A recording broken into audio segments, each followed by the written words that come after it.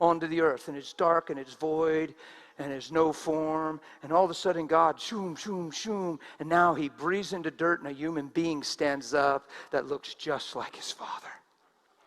And then he reaches into that fullness and that amazing revelation and brings out a woman. That's where you came from, ladies, the fullness of God in the man. Wow. Yeah. Whew. So God didn't make you because the man needed you in a sexual way, in a lustful way.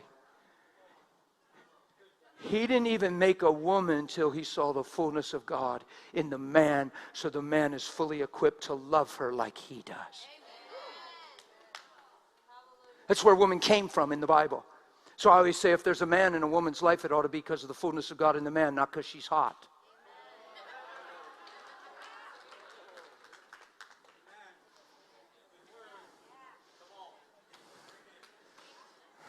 Yeah, don't cheer me on too much, buddy. This topic is intense.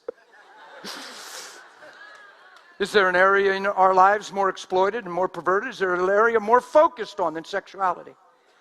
There's nothing even a close second, people. Why? You don't counterfeit $1 bills. You go after something that has great value.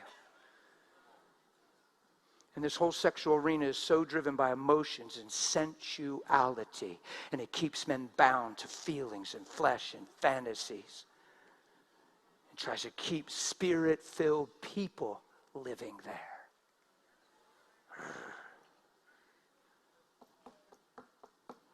Come out from among them and be ye separate. There's a whole better thing on this side of the 180. Because when you look at the beginning, he says, let us make man in our image. So in the likeness of God, he made man, both male and female. In his own likeness, he made them, both male and... So what's a woman's created value? To serve the man or to be found in God's likeness? You're not here to serve the man. You're here to be like him. And if we all live to be like him, we'll serve one another. The reason she makes man complete is because man has an avenue to love and reproduce now and express and multiply who God made him to be. She doesn't make man complete because he had a deficit without her. He makes man complete because he can manifest and reproduce with her and multiply what he was created to be. Till the whole earth is filled with his glory.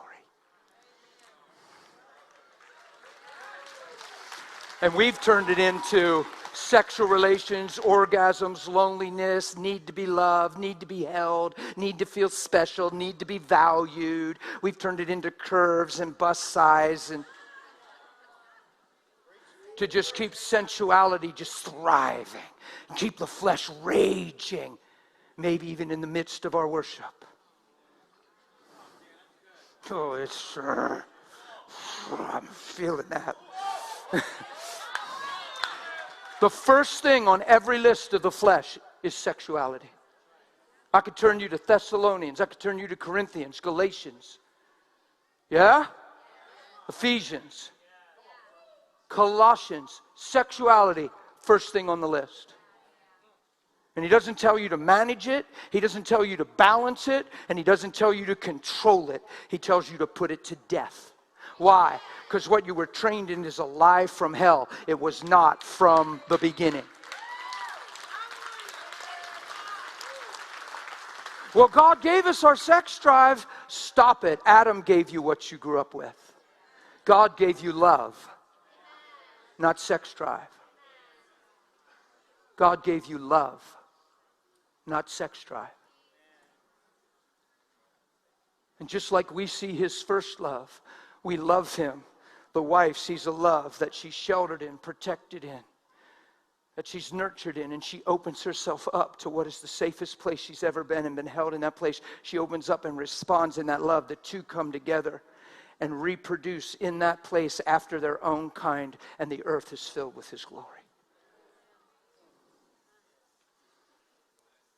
It's not about orgasms, it's about holiness in his presence. It's about love. Why would you sell out for an orgasm when his presence wants to overtake you in your covenant union with your spouse?